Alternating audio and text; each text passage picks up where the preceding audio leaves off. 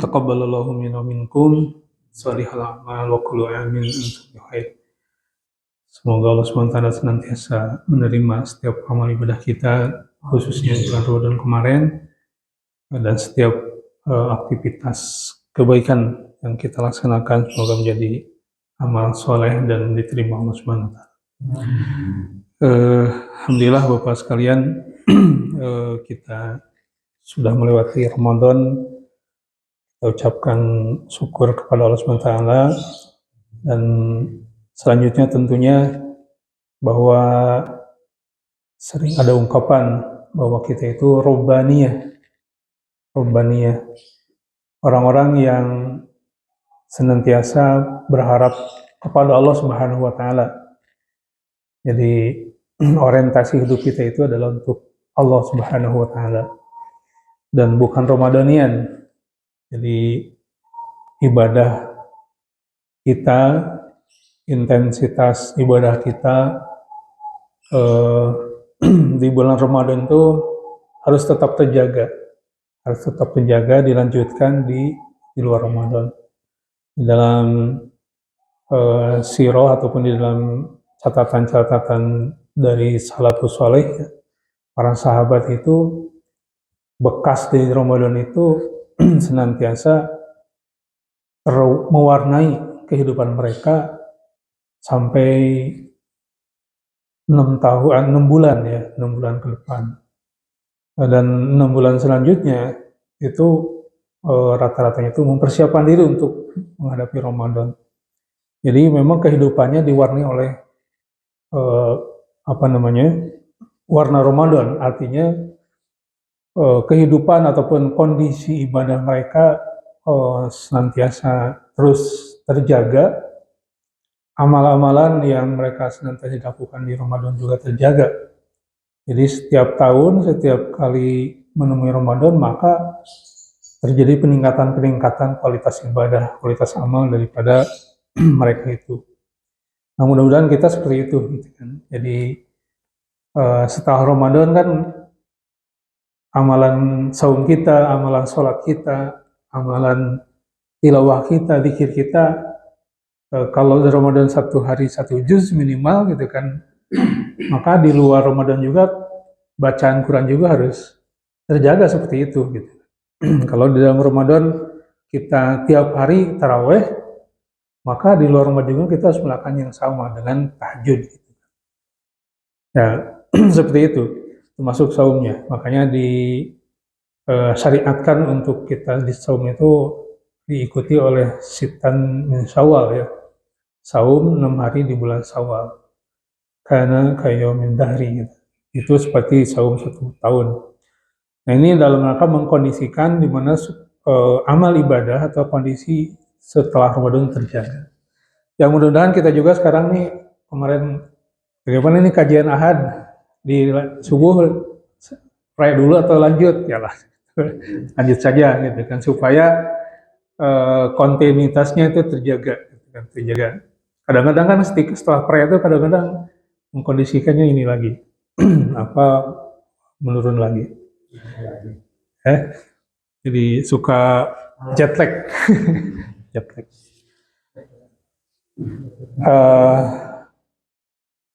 Baik Bapak Ibu sekalian, bagian Ibu, jemaah Al-Ikhlas yang Allah muliakan, di kesempatan ini kita melanjutkan. Kalau kemarin di pembahasan terakhir itu tentang surat Al-Ghoshiyah, ya. Surat Al-Ghoshiyah kita telah menyelesaikannya. Nah, selanjutnya kita masuk ke dalam surat Al-A'la, ya, surat gacauan. Jadi surat Sabihis marobikal a'la. Nah, ini surat Sabihis ini termasuk ke dalam surat-surat Makkiyah. Artinya kandungannya dari sisi kandungan itu masih sama dengan surat-surat yang lain, di mana lebih menekankan kepada hal-hal yang sifatnya keimanan, ketauhidan, orientasi hidup, ya, serta kekuasaan Allah Subhanahu wa Ta'ala. Ya, di mana di Mekah itu memang meletakkan pondasi yang kuat. Nah, surat-surat yang diturunkan di Mekah itu menurunkan seperti itu, tentang akidah, tentang keimanan, tentang eh, apa kekuasaan Allah Subhanahu Wa Taala serta sejarah-sejarah umat-umat terdahulu, di mana itu juga mengungkapkan bagaimana kekuasaan Allah, bagaimana ketauhidan, dan bagaimana akibat orang-orang yang keluar daripada ketauhidan.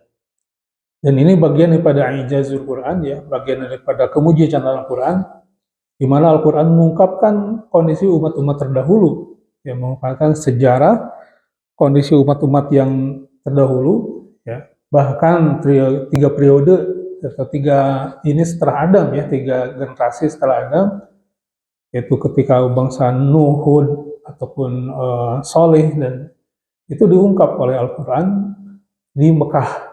Di Mekah diungkap oleh seorang nabi yang diberikan wahyu kepada seorang Nabi Muhammad SAW, yang di situ Nabi Muhammad tidak ada guru, ya, tidak punya guru, tidak punya tempat belajar tentang sejarah, tapi tahu tentang kondisi ataupun umat-umat terdahulu, mampu menginformasikan. Ini adalah kemujizatan daripada Al-Quran, yang mana Allah Subhanahu Wa Taala turunkan di Mekah, diingatkan tentang umat-umat terdahulu.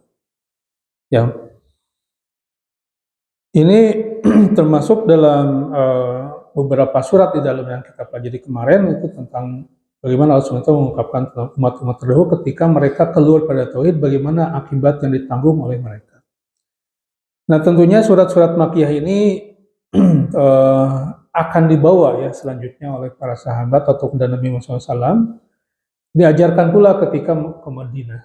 Nah, ketika Islam menyebar ke wilayah-wilayah yang lain, termasuk ketika ke Madinah. Nah, surat Sabbihisma Rabbikal A'la itu diajarkan oleh Mus'ab bin Umair, ya. Jadi salah satu bukti bahwa surat Sabihis ini turun di Mekah, itu buktinya ketika Mus'ab bin Umair diutus oleh Rasulullah SAW untuk mengajarkan Islam, untuk mengajak Islam atau mendakwahkan Islam di Yathrib saat itu, di Madinah itu, salah satu yang diajarkan itu surat Sabihis. Jadi kan berarti ini surat ini memang turun ketika masa-masa Mekah, di Mekah. Karena Mus'ab bin Umair itu diutus ketika setelah ada Bai'ah Aqabah pertama, ya, ketika tahun-tahun ke berapa, sekitar 10 atau 12 Hijriah, masa kenabian ataupun ketika Rasulullah SAW di Mekah. Nah, ini ketika Mus'ab bin Umair untuk mengajarkan Islam di Madinah atau di Yathrib saat itu namanya, itu salah satu yang dibawa oleh Mus'ab bin Umair adalah surat Sabihis ini. Nah, kemudian datang Ibnu Umi Maktum, ya. Jadi sebelum hijrah itu Rasulullah SAW mengkondisikan dulu tuh di Yathrib dengan memutus para sahabat untuk mendakwahkan Islam di sana. Nah, salah satunya ataupun ini adalah Mus'ab bin Umair, dan yang salah satu yang disampaikan oleh para sahabat yang diutus itu adalah Sabihis, surat Sabihis ini. Ada Mus'ab bin Umair, kemudian Ibnu Umi Maktum. Mereka berdua mengajarkan kepada kami, kata orang Ibnu Anzib, ya, Al-Barra Ibnu Anzib mengajarkan kepada kami tentang Sabihis Rabbikal. Jadi mereka membacakan Al-Quran, dan salah satunya adalah Sabihis. Kemudian Ammar wa Bilal wa Sa'ad, gitu kan. Kemudian datang Ammar, Bilal, Sa'ad. Kemudian juga datang Umar bin Khattab, ya, ketika ke periode ke-20 orang, ya. Jadi Umar bin Khattab datang belakangan. Jadi yang pertama itu Mus'ab bin Umair mengajarkan ke orang Masim itu, kemudian Bilal, kemudian yang lainnya. Nah, Umar bin Khattab datang kepada itu orang yang ke-20 orangnya, gitu kan.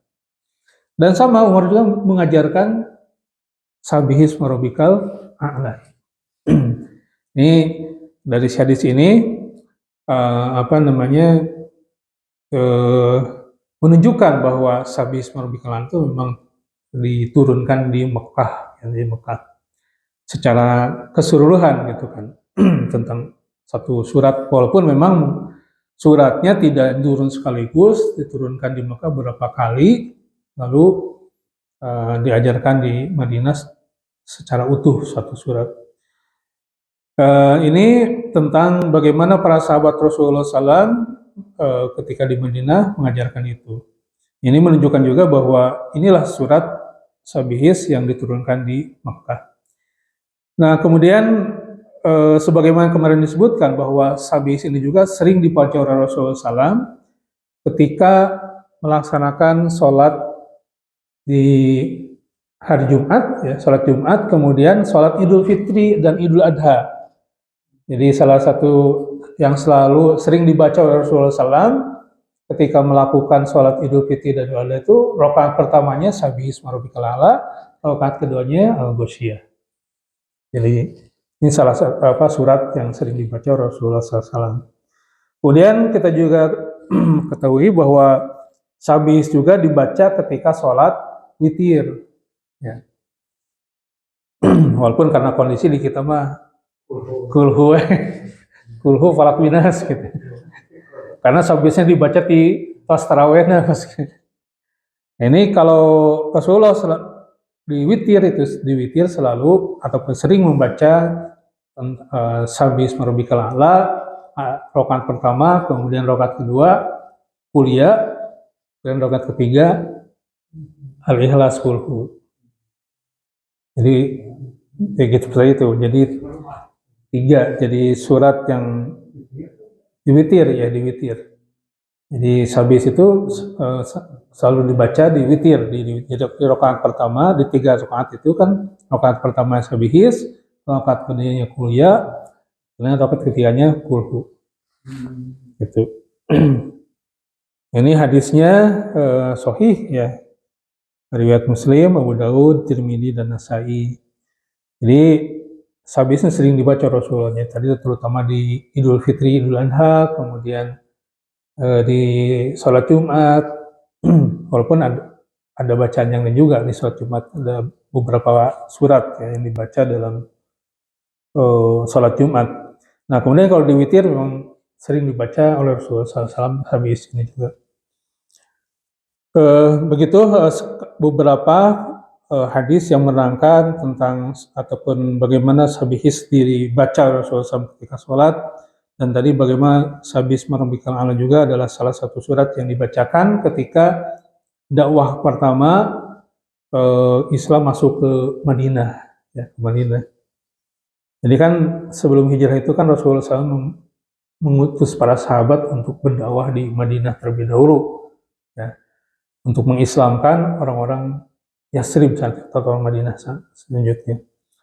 Nah, sebelumnya ada orang Madinah yang berhaji, kemudian Rasulullah dakwahi, akhirnya masuk Islam dan kemudian dibaiat, dan mereka menyatakan kesetiaannya, ketaatannya kepada Rasulullah SAW. Lalu mereka juga menawarkan untuk hijrah ke Yasrib.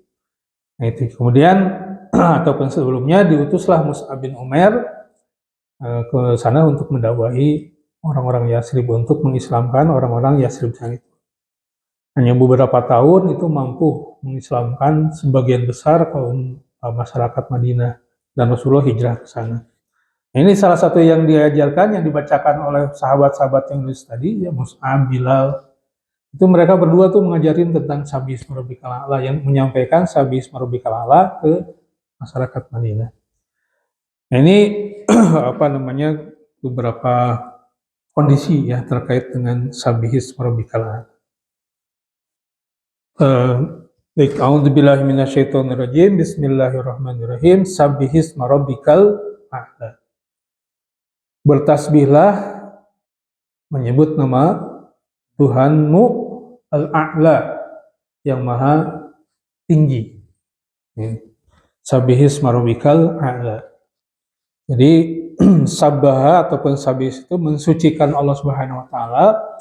Ya, kita dengan ucapan subhanallah, subhanallah. Sabbihisma Rabbikal. Jadi satu kata, jadi seperti Iqra, bacalah, ataupun wa idza qara'tal Qur'ana fasta'id billah, dia. Fasta'id billahi minasyaitonir rajim. Apabila kalian membacakan Quran, maka isti'adzahlah kepada Allah dari godaan setan. Lalu kita membaca a'udzu billahi minasyaitonir dalam rangka mengamalkan perintah tadi untuk kita memohon perlindungan. Nah, ketika ini juga sama Allah SWT memerintahkan pada kita untuk bertasbih, sabihis marobikal a'la. Lalu kita mengucapin subhanallah. Sabihis marobikal a'la. Bertasbihlah atau sucikanlah Allah Subhanahu wa ta'ala. Isma rabbika, nama Tuhanmu, al-a'la yang maha tinggi. Nah, makanya kita di dalam satu hadis yang dikatakan kana idza qara'a sabbi isma rabbikal a'la, ya, dari Sa'id bin Jabir dari Ibnu Abbas bahwa Rasulullah SAW kana idza qara'a sabbi isma rabbikal a'la, ketika Rasulullah SAW ataupun keadaan Rasulullah SAW apabila beliau membacakan sabbi isma rabbikal a'la, lalu beliau mengatakan subhana rabbiyal a'la. Gitu. Subhana rabbiyal a'la. Itu bacaan di mana tuh? Subhana rabbiyal a'la ketika sujud. Nah, makanya dalam hadis lain dikatakan bahwa dalam hadis walaupun ini ada beberapa perbincangan ya diriwayatkan Abu Daud, Ibnu Majah, tetapi oleh Al-Albani didhaifkan, kemudian Ibnu Majah mendhaifkan juga, gitu kan. Tetapi dikuatkan oleh riwayat-riwayat yang lain. Ya termasuk tadi hadis tentang apabila membaca sabih isma rabbikal a'la, Rasulullah mengatakan subhana rabbiyal a'la. Ini diriwayat Abu Daud ya. Kemudian di hadis tadi dikatakan ya yang dari riwayat Abu Daud bahwa di situ Rasulullah bersabda ja'aluha fi sujudikum. Jadikanlah bacaan subhana rabbiyal a'la itu menjadi bacaan sujud kalian. Jadi kalau kita sujud, kau bacanya dulu sabihis marobikal, subhana rabbiyal a'la. Nah ini di dalam surat sabihis ayat pertama apa? Sabihis marobikal al-a'la. Kan? Maka bacaan jadikanlah kata Rasulullah bacaan subhana rabbiyal a'la itu bacaan sujud. Nah kemudian sebelumnya diturunkan surat satu ayat fasabbih bismi rabbikal a'la azim, fasabbih bismi rabbikal azim di ayat lain. Maka qala lana Rasulullah sallam ij'aluha fi ruku'ikum. Jadi kalau di dalam surat Al-A'la itu sabbih bismi rabbikal a'la, nah kalau di ayat ini fasabbih bismi rabbikal azim di dalam surat Al-Haqqah atau ayat surat apa yang lupa lagi. Ini kata Rasulullah jadikanlah bacaan di dalam ruku. Makanya kita baca ruku itu subhana rabbiyal azim. Itu.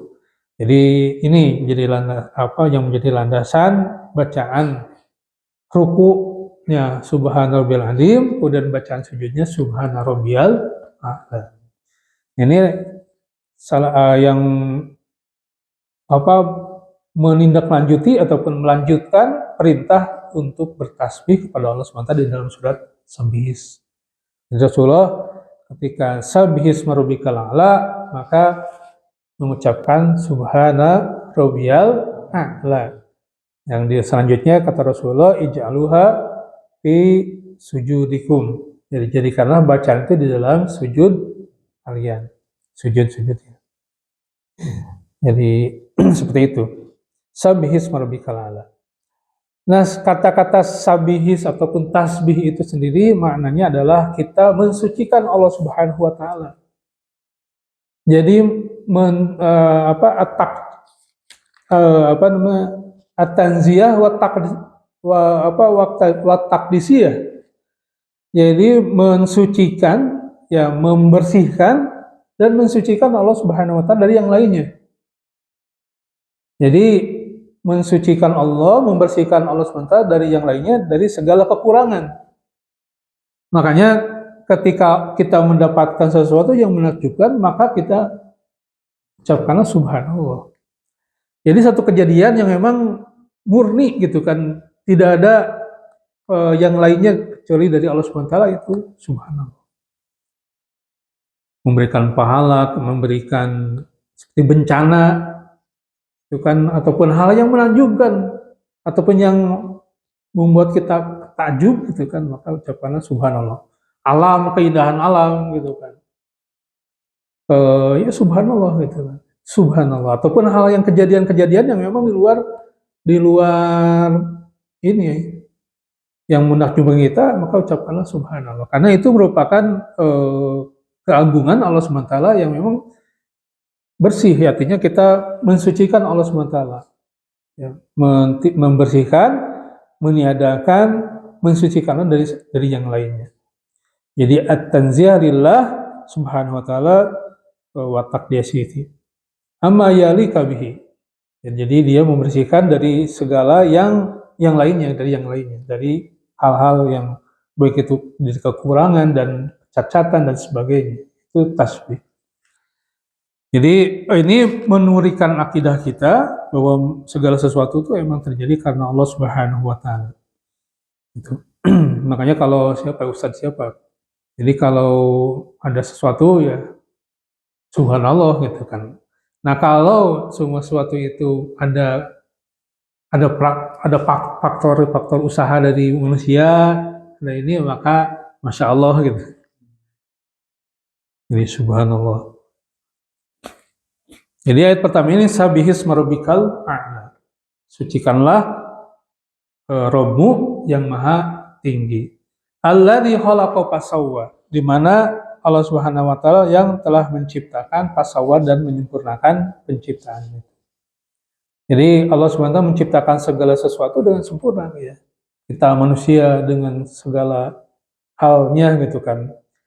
Dengan segala bentuknya, kemudian kesempurnaan penciptaan Allah SWT terhadap manusia, kesempurnaan penciptaan Allah terhadap alam semesta, kesempurnaan Allah terhadap penciptaan hewan, dan sebagainya. Itu kita dapatkan bagaimana penciptaan Allah SWT itu khalaqa fasawwa, menciptakan dan menyempurnakanlah gitu. Jadi tidak ada cacat. Kita bagaimana mendapatkan kesempurnaan penciptaan Allah SWT itu ketika kalau kita detilkan ya, kalau kita melihat bagaimana penelitian para ilmuwan terhadap satu ciptaan Allah SWT, itu kita dapatkan sesuatu yang sangat sempurna dan saling ekosistem dan apa istilahnya itu di dalam tubuh manusia itu kan untuk fungsi ini udah siapkan, ini siapkan ya, itu bagaimana Allah SWT menciptakannya dengan segala fungsinya. Dan Allah berikan kesempurnaan ini. Alladzi khalaqa fasawwa walladzi qaddara fahada. Qaddara itu menentukan takdir, qadar. Fahada ya. Serta memberikan petunjuk. Jadi di sini maksud fahada di sini adalah bagaimana Allah Subhanahu wa taala hadal insan li syaqawah wa sa'adah. Ya. Allah Subhanahu wa taala memberikan petunjuk untuk manusia bagaimana manusia supaya bagaimana kalau yang bisa membuat manusia celaka dan bagaimana yang membuat manusia itu bahagia. Itu dengan Al-Qur'an, dengan hadisnya para nabi dan rasul. Itu kan petunjuk, memberikan petunjuk. Makanya kita mohon pada Allah SWT untuk selalu memberikan petunjuk. Ihdinas siratal mustaqim, karena Allah lah yang menunjukkan segala sesuatunya ke dalam jalan yang benar. Ya kan? Karena Allah Subhanahu wa taala yang menunjukkan. Karena Allah SWT yang menciptakan, qaddara, menentukan takdir, dan fahada, dan Allah juga yang menunjukkan hidayahnya. Dengan dari sisi kita itu tinggal bagaimana mensikapi hidayah, petunjuk dari Allah Subhanahu wa taala. Itu kan. Gitu. Jadi hada memberikan petunjuk. Di pendapat lain mengatakan termasuk juga Allah Subhanahu wa taala memberikan petunjuk kepada hewan-hewan. Wa hadal an'am limurataha wa hadhil ab. Jadi memberikan petunjuk pada hewan-hewan. Kan kita hewan itu diberi akal. Diberi akal tuh. Kayak otaknya nya diberi rasa atau tidak. Beda dengan manusia gitu kan, dengan bagaimana bentuknya kambing, sapi. Allah lah yang menunjukkan gitu. Kalau kita lihat ya di video-video tentang hewan gitu kan, termasuk yang ada di alam liar, bagaimana mereka melahirkan sendiri gitu kan. Terus si anaknya tuh mencari makannya, itu Allah tunjukkan ada gitu kan. Itu diberikan insting, dan ya tidak ada yang bisa memberikan petunjuk kepada Allah kecuali Allah Subhanahu wa taala. Gitu kan. Luar biasa. Kita lihat seumpama anak beruang gitu di kutub melahirkan sendiri, kemudian yang mana kalau si beruang itu kan sifatnya tuh soliter, tidak soliter yang menyendiri gitu ya, bukan yang bergerombol kayak gajah itu kan bergerombol, kemudian singa bergerombol, atau kerbau-kerbau liar itu bergerombol, ataupun serigala atau apa. Nah, kayak beruang kutub itu menyendiri sendiri. Jadi ketika ibu induknya mengandung, kemudian melahirkan itu sendiri, masuk ke dalam lubang, membuat gua, di situ dia melahirkan. Nah, ketika borojolan itu anak-anak itu kan pada purung, tapi bagaimana dia bisa mendeteksi tete ibunya gitu kan, untuk diberikan ini sampai menyusui gitu kan. Ada. Nah, sampai ketika kalau ada kejadian-kejadian seperti jerapah yang lahir di alam liar, di mana kadang-kadang ketika melahirkan itu udah ditungguan tuh singa untuk mencapai. Tapi bagaimana dia ketika lahir itu langsung berdiri, kemudian mampu lari gitu. Nah, siapakah yang memberikan petunjuk? Siapakah yang memberikan dia kemampuan untuk mendeteksi makanan, kemampuan untuk bisa melindungi diri, dan sebagainya. Ada satu kejadian di mana anak singa ketinggalan gitu kan, karena dia cacat, ketinggalan. Sampai malam dia bisa melindungi diri gitu. Bagaimana dia bisa membekukan dirinya ketika menghadapi mangsa, sehingga tidak terdeteksi karena malam gitu. Nah, siapa yang ngajarin dia? Allah Subhanahu wa taala. Jadi Allah Subhanahu wa taala memberikan petunjuk hidup kepada al-an'am ya, kepada hewan-hewan ya, ataupun jadi Allah SWT memberikan petunjuk takdir setelah menakdirkan, kemudian Allah berikan petunjuk pada manusia hal-hal yang bisa membuat celaka, kemudian hal yang bisa membuat bahagia. Kemudian Allah Subhanahu wa taala memberikan petunjuk juga kepada binatang-binatang ya. Binatang-binatang bagaimana mereka menempuh hidup mereka. Jadi fahada. Jadi ini merupakan lanjutan niat satu ya. Kita senantiasa selayaknya kita bertasbih ya. Selayaknya kita mengucapkan subhanallah, mensucikan Allah SWT yang lainnya, karena Allah Subhanahu wa taala telah menciptakan dan telah menentukan takdir, serta Allah Subhanahu wa taala fahada. Alladzi khalaqa fasawwa, menciptakan dan menyempurnakan, kemudian qaddara fahada. Walladzi qaddara fahada. Allah Subhanahu wa taala menentukan takdir, dan Allah Subhanahu wa taala hada, memberikan petunjuk ya.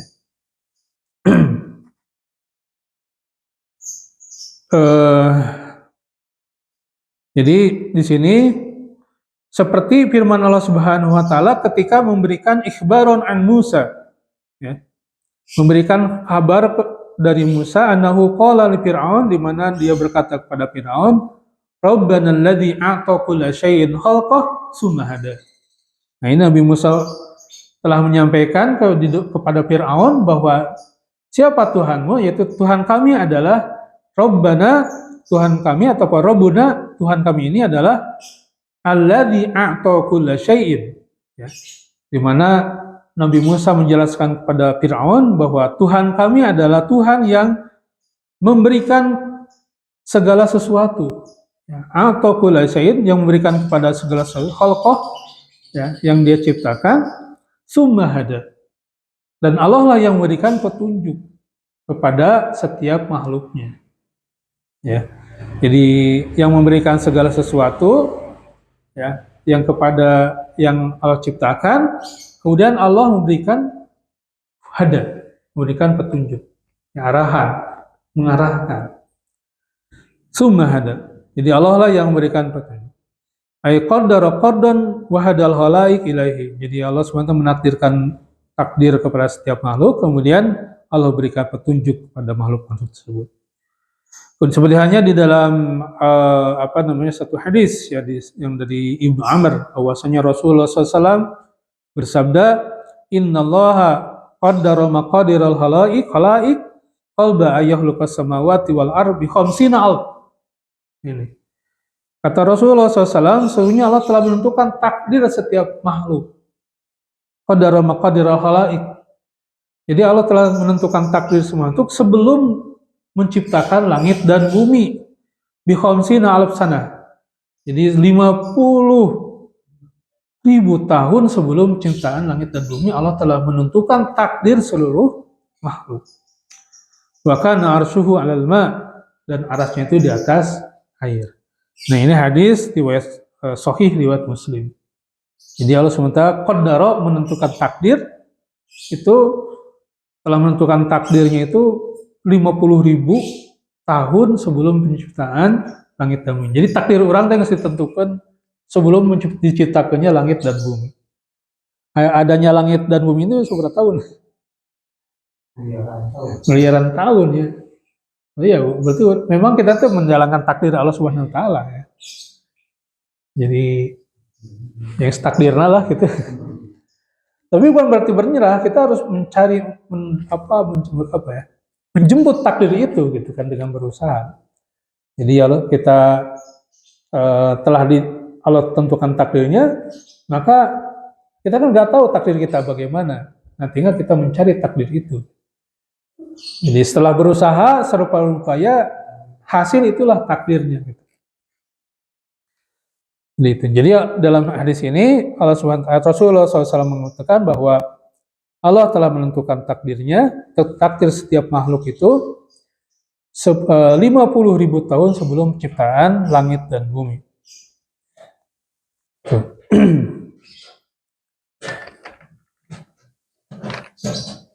Jadi disinilah kita harus bertasbih ya kepada Allah SWT, karena Allah lah yang menentukan itu semua. Kemudian di ayat selanjutnya, waladhi akhrajal mar'a, dan Allah lah yang telah mengeluarkan rumput-rumput. Ya. Jadi min jami'i sunufil an-nabatati waz-zuru'. Jadi Allah lah yang menumbuhkan setiap tumbuhan, ya termasuk rumput-rumputan. Allah lah yang menciptakan, yang mengeluarkan. Makanya kita dapatkan di ayat lain bahwa Allah lah yang membelah gitu kan, membelah biji jadi tumbuh-tumbuhan. Dalam biologi itu disebut membelah, metamorfosa, fotosintesis. Gitu. Itu kan memang prosesnya karena kena matahari, karena ditanam atau apa. Tapi siapa yang membukakan itu semua? Siapa yang menjadikan itu semua? Nah, Allah Subhanahu wa taala. Di sini dikatakan walladzi akhrajal mar'a. Jadi kharaja itu mengeluarkan ataupun keluar. Nah, akhraja itu mengeluarkan. Allah lah yang mengeluarkan. Artinya ini segatnya itu segat af'ala, artinya muta'adi, memberikan yang aktif gitu kan. Jadi tidak hanya keluar tapi yang mengeluarkan. Seperti hanya Allah lah yang mengeluarkan kita dari perut ibu-ibu kita. Walladzi akhrajakum min butuni ummahatikum. Ya, di ayat lain ya. Allah lah yang telah mengeluarkan kalian dari perut ibu-ibu kalian. Dalam proses melahirkan kan tidak ada, Allah lah yang mengeluarkan. Akhrajakum min butuni ummahatikum. Nah, ini juga sama. Allah lah yang akhrajal mar'a. Allah yang telah mengeluarkan tumbuh-tumbuhan. Jadi sudah sepantasnya lah kita mengucapkan subhanallah, mengucapkan tasbih, mensucikan Allah Subhanahu wa taala, karena Allah Subhanahu wa taala yang telah menentukan takdir, kemudian yang mengeluarkan mar'a, ya, tumbuh-tumbuhan dan rerumputan. Kemudian faja'alahu ghutsa'an ahwa. Nah, jadi lalu Allah jadikan tumbuh-tumbuhan dan rerumputan itu gusaan, ya, menguning, lalu ahwa, lalu mengering atau menghitam, gitu kan. Jadi Allah mengeluarkan, kemudian lalu dijadikan oleh Allah SWT rumputan itu kering, hitam-hitaman.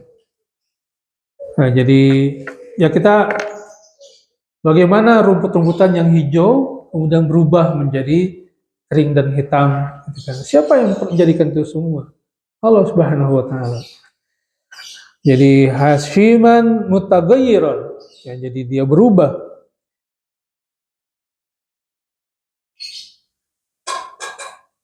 Jadi kalau disebutkan oleh para mufasir bahwa ini maksudnya Allah lah yang menciptakan tumbuh-tumbuhan, kemudian Allah pula yang mematikannya, gitu kan. Allah pula yang menjadikan dia kering kerontang. Ya, kita dapatkan oleh dalam ayat lain bahwa tiada ada satu daun yang jatuh, ya, kecuali Allah mengetahuinya. Ini walladzi akhrajal mar'a faja'alahu ghusaa'an ahwa. Dan Allah yang telah akhrajal mar'a, yang telah mengeluarkan tumbuh-tumbuhan dan rerumputan, ya, faja'alahu ghusaa'an ahwa, kemudian Allah jadikan rumputan itu gusaan, mengering lalu menghitam. Kemudian ini adalah ayat-ayat yang mana penegasan, ya. Jadi ayat-ayat awal di dalam surat Sabah ini atau surat Al-A'la ini, Allah Subhanahu menunjukkan keagungan Allah SWT serta kemahasucian Allah Subhanahu wa taala atas segala sesuatu. Kemahasucian Allah Subhanahu wa taala atas segala sesuatu, ya. Termasuk maka di sini diriwayatkan bahwa Maha suci Allah yang telah menakdirkan segala makhluk, Maha suci Allah yang telah memberikan hidayah kepada kita semua. Maha suci Allah yang telah menumbuhkan tumbuh-tumbuhan, dan Maha suci Allah yang telah mengeringkan serta menghintamkan tumbuh-tumbuhan tersebut. Ya. Jadi Allah semualah yang telah menciptakan semua, Allah semua yang telah menakdirkan itu semua. Kemudian di ayat selanjutnya, sanuqri'uka ya Muhammad, ya, kami akan bacakan kepadamu, wahai Muhammad, fala tansa, ya, maka janganlah engkau lupa. Ya. Sanuqri'uka fala tansa. Ya. Ini satu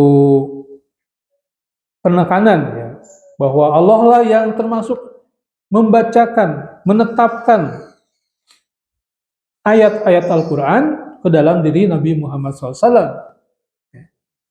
Ini menegaskan bahwa Allah lah yang telah mengajarkan Nabi Muhammad Al-Quran. Sanuqri'uka fala tansa.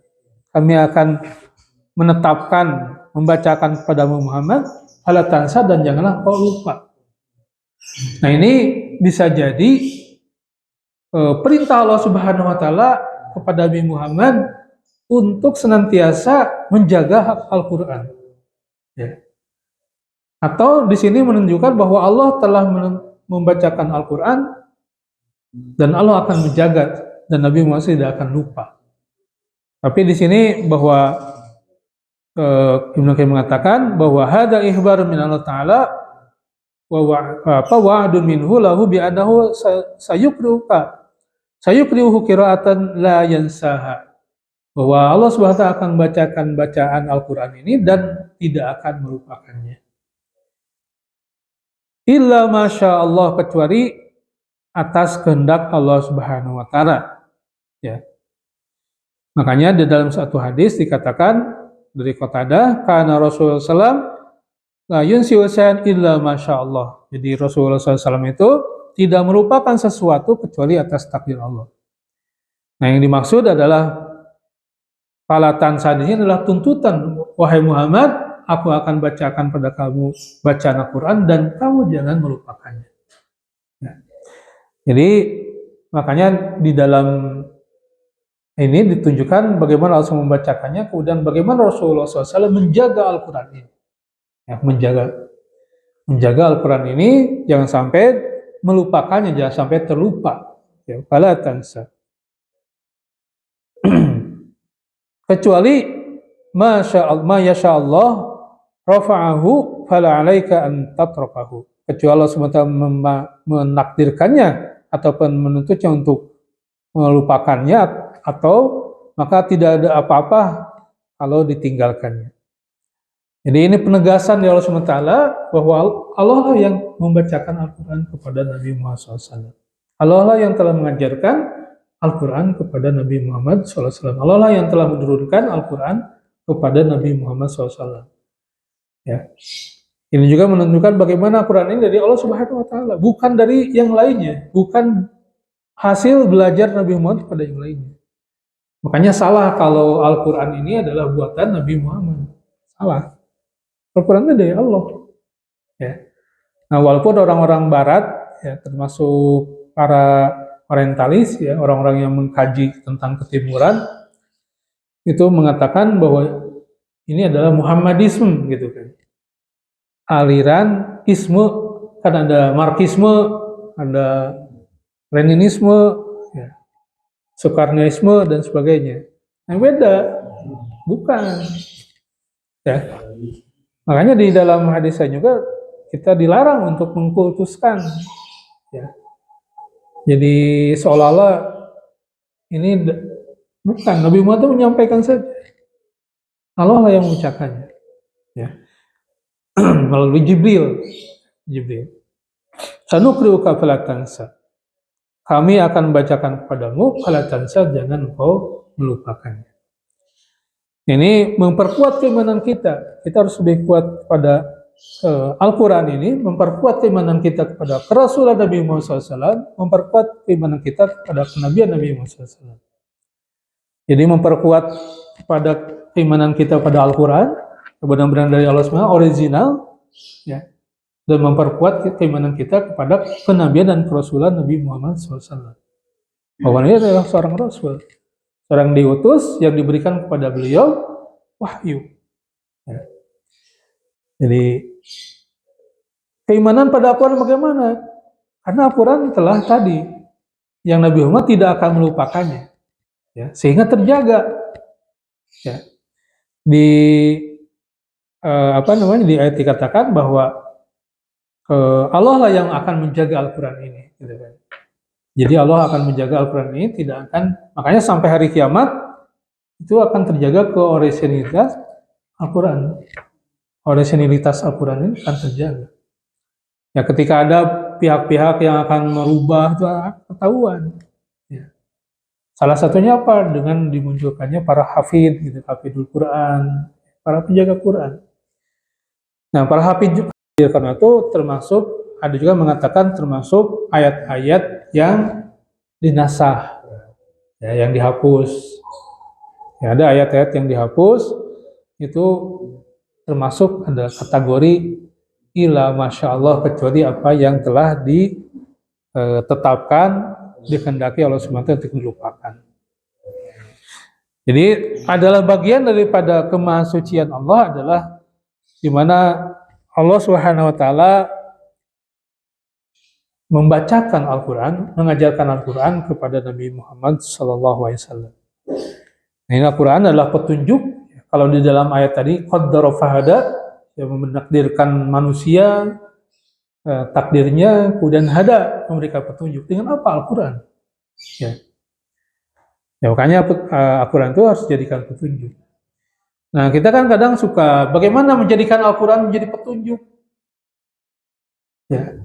Sebagaimana manual books, ya, akan menjadi petunjuk untuk kita manakala kita membaca dan mempelajarinya. Gitu. Membaca, dan kalau kita hanya sekedar membaca, tidak mempelajarinya, tidak dijadikan petunjuk, ya nggak jadi petunjuk, gitu. Makanya di tadi tafsiran ataupun penjelasan tentang pahada, memberikan petunjuk itu menunjukkan mana yang akan menjadikan manusia saqoyah, sedih, mana yang menjadikan manusia sa'adah, bahagia. Al-Quran petunjuk antaranya. pada ini. Jadi Allah SWT membacakan Al-Quran pada Muhammad untuk disampaikan pada manusia sebagai petunjuk hidup manusia. Ini Allah SWT memudahkan kita di mana kita hidup dunia itu untuk apa, bagaimana caranya dan sebagainya, itu dengan Al-Quran. Betapa banyak orang yang mencari kebenaran itu susah payah sampai bertapa dan sebagainya, mencari hidup gitu kan. Bagaimana kita mendapatkan evolusi manusia mencari Tuhannya, mencari bagaimana dia beribadah, dan begitulah. Ada kan yang sengaja dikorbankan manusia untuk penyembahan kan, berarti fitrah manusia itu menunjukkan akan adanya yang maha kuasa. Tetapi kumaha caranya? Bagaimana beribadah atau mengabdi kepada yang maha kuasa, mendapatkan perlindungan? Nah, orang-orang yang sesat itu kan mereka akan mendapatkan atau melakukan hal-hal yang salah, bahkan merugikan manusia sendiri. Nah, Allah turunkan hidayah para nabi dan rasul. Allah mengutus para nabi dan rasul untuk memberikan petunjuk pada manusia. Ini. Nah, di sini termasuk Al-Quran. Ya, sanuqri'uka fala tansa. Kami akan bacakan kepadamu wahai Muhammad Al-Quran fala tansa, dan jangan melupakan Al-Quran ini.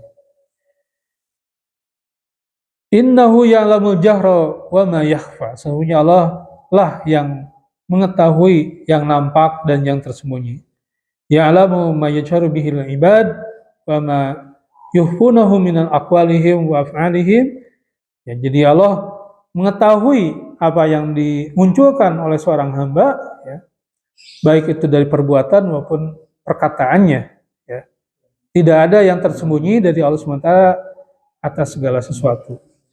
Jadi innahu ya'lamul jahra wa ma yakhfa. Allah yang mengetahui yang nampak dan yang tersembunyi. Jadi wa nuyassiruka. Nah ini. Wa nuyassiruka lil yusra. Dan Allah akan memudahkan padamu untuk mendapatkan petunjuk ataupun ke arah yang baik. Ya. Ya, di sini di ayat ini Allah nuyassiruka, mempermudah. Allah lah yang mempermudah untuk lil yusra, bagi orang-orang yang meringankan, ya, meringankan untuk berbuat kebaikan, ya, untuk mengikuti petunjuk Allah Subhanahu wa taala. Nashalu 'alaika af'alul khair wa aqwal, ya. Mempermudah kepadamu untuk berbuat yang baik serta mengatakan yang baik. Ya, wa nusri'u laka syar'an sahlan samhan mustaqiman 'adlan, ya. Serta Allah mensyariat kepadamu syariat yang mempermudah, ya, yang lurus, yang adil, tidak ada yang bengkok, wala haraja wala asr. Tidak ada yang, makanya di ayat ataupun di hadis lain mengatakan, Rasul mengatakan inna dina yusrun wala yusaddu dina illa ghalabahu, bahwa agama itu mudah, ya, dan tidak memberatkan. Agama itu tidak memberatkan seorang kecuali dia memang rasa berat, ya. Begitu mungkin sampai ayat itu saja yang bisa sampaikan pada kali ini. Semoga bermanfaat.